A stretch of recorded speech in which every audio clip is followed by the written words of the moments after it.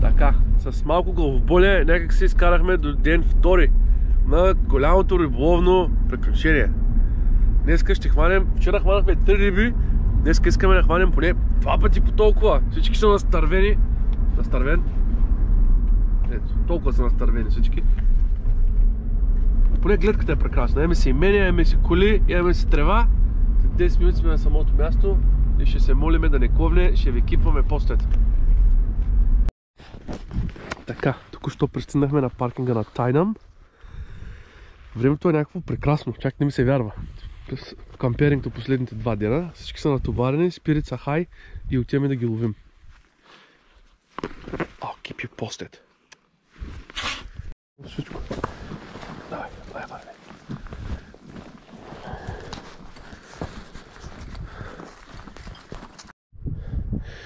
И най-накрая пристигнахме на Warbarrow Bay. Едно от най-красивите места, на които човек може да рибува.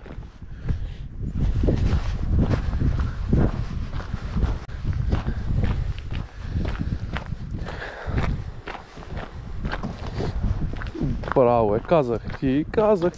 И това е моят приятел Митко, който се справя много добре с ходилните чанти и с количката.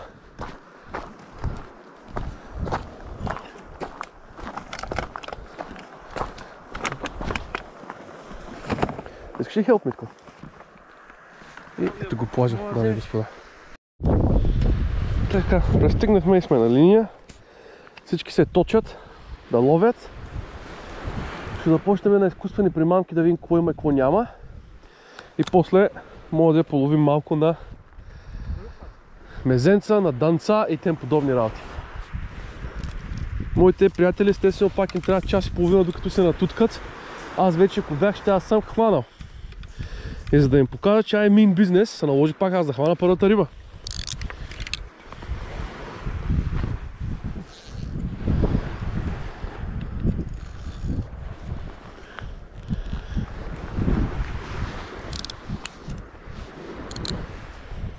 Банче! Ще бъде фана басто, как се напъва? Яко. Какво е, тати? Какво е, чичо?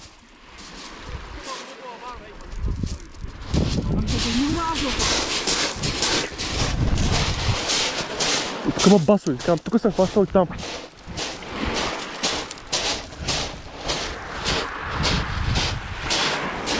О, ето го. Червено нещо ми се вижда.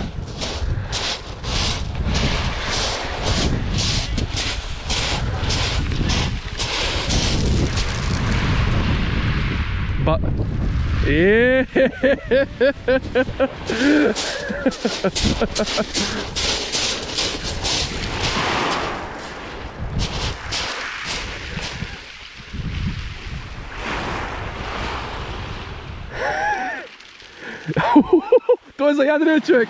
Той е 42 санта.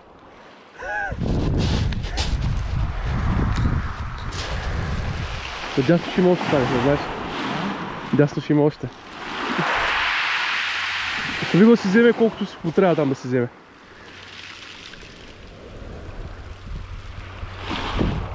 Ай, води го вече, той е готов.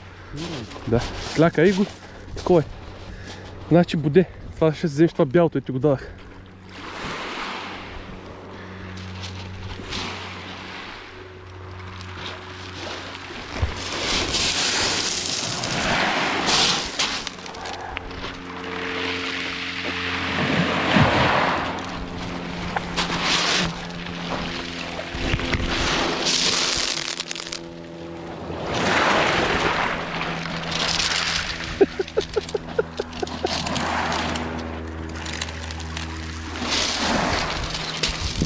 Бас на фиш. Дами и господа. И е легален този бас. Този бас е легален за зима, човек. Кипър. Так, Кивич, какво правите? А, взими си го. Чакай. Пани си го с един пръст. Не, дръж си въйцата, моля те. Дай нагоре само да не се откачи, да не го плюснеш обратно. Дами и господа, това е Станчо с първия си морски спинингов риболов. И... Защо те ме реже? Какво знае? Башче.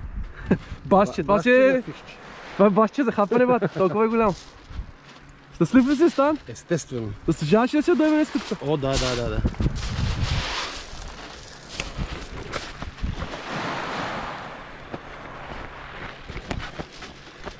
Ако имах телефон, ще те снимам, ама нямам. Това е моят джоба, ама... Имам телефон. Дай. Така.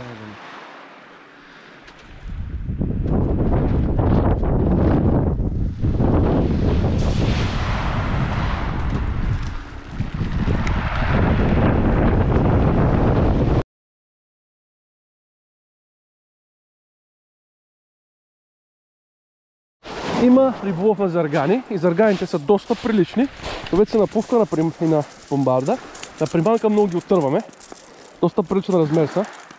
Става въпрос за риби прилика на 400 грама, 450 грама. А?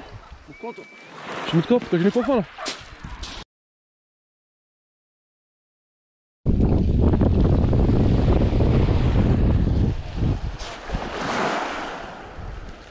Виж къде ми удря. Виж къде е жълта бомбара. 3 пъти ми удари там. Във вълната. Ето го и го хванах. Ето го, виж ли къде? Виж го на кора стоя от брега. Виж ли? Така. Пак ли се откаме? Удряш един зъб на свободния. Ей, мамичко. Удряш един зъб на свободния край. И виж колко други има заргана с него. Виж колко други заргана има с него, човек. Още поне виж ли ги отзаде? И сега това си откачаш примамката и го закачаш вместо примамката. Толкова е просто, няма никакви скрити адженди.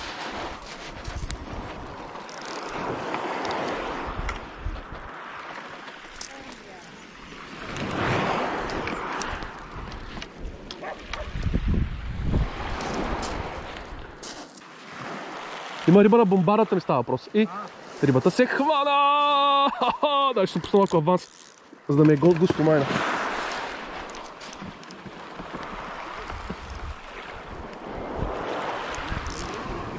Моля? И го изтървах, защото съм хюм. Защото глупавата ми кука, драги уважаеми зрители. Така трябва да се сменява, защото е тъпа.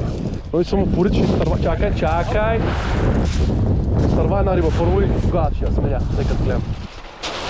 Да. Ето. Митко е ин. Отнема точно около една минута, за да му клъвне. И Митко ги... Там бе, не си го изтарал, просто плък към тебе. Отново прилична риба. Само за чирус и за парджакос.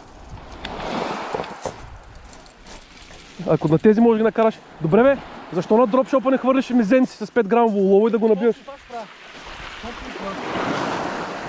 Нямам 5 грама. И... изтървах на бомбарата току-що карване зверско. Защото съм много отворен. Мен още ми лупка сърцето от този бас. Съм... Какво калвани, знаех така ще стане. И съм ин. И съм аут.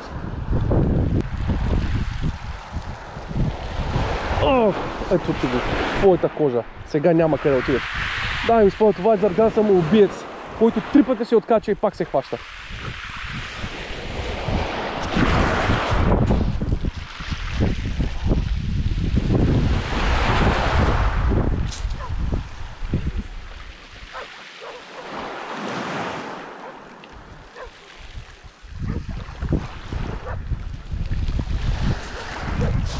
И пак има други заргани след това. Виж ги по няколко са. Виждаш ли ги отзаде? Сега ще удари. Забави го там и ще удари. Вече. Добре. Добре, тревата е. Аз му казвам, че е зарган и го виждам, той е тревата било.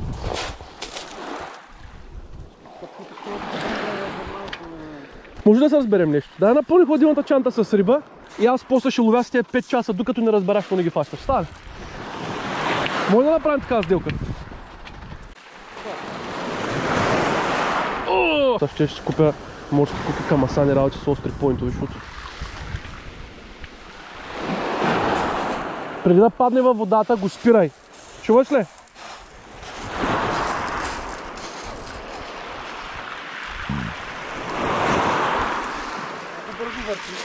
Много бавно.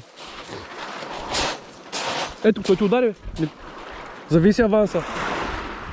Зависи аванса. Стегнат. Толкова време ли тут е, Димитър? Както виждате, абсолютна сеч. Станислав Мукаве, Димитър Вади, Милен Блей. Абе, какво правиш, бе? Той ще ти удари и тука, бе. Чакай, той отзад, чакай, той е там. Давай. Ти не гледаш ли? Служиш ли очилата? И така, с ето такива хора съм тръгнал за Рима, драги зрители, които въобще не слушат. Абе, той ще удари тук на 50 см, бе. Пак се каиш.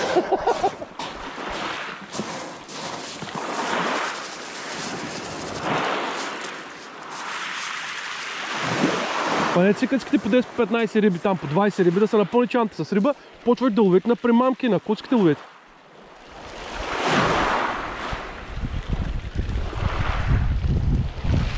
Защо е сигнален цвят бомбарата, знаеш ли? На Станислав Гора. Защо е сигнален цвят бомбарата, знаеш ли?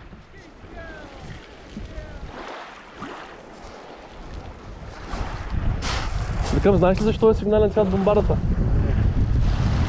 За да виждаш и да гледаш зад нея. С какъв флуорокарбон е вързва, Станислав? С какъв флуорокарбон е вързва? 16. Абе, Станислав е с 30, човек. О, бейби!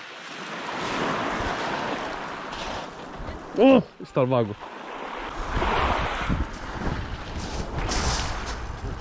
Николе, 20 година вече. Ето го, хуйчо. Някой знае къде са тази цигари, бе? Във вана. Айде! Колко си заблеян. Веки мога да бъде гак се пака.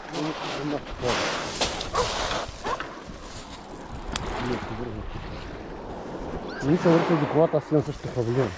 Но как се не мога?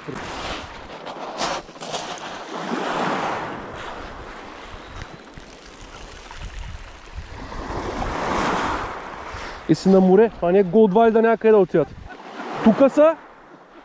Ей, това е полък. След малко ги няма. Лови се докато ги има, разбираш ли? Изхвърляй, бе. Пора изхвърляй.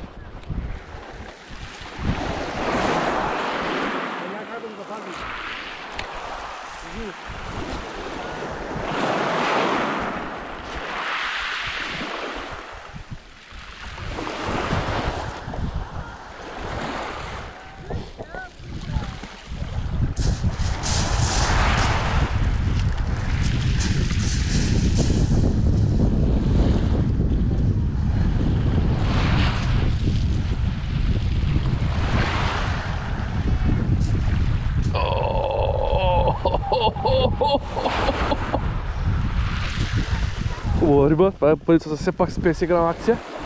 0.30, 0.35, нали? И се откачи. А, не, още е там просто по към мен.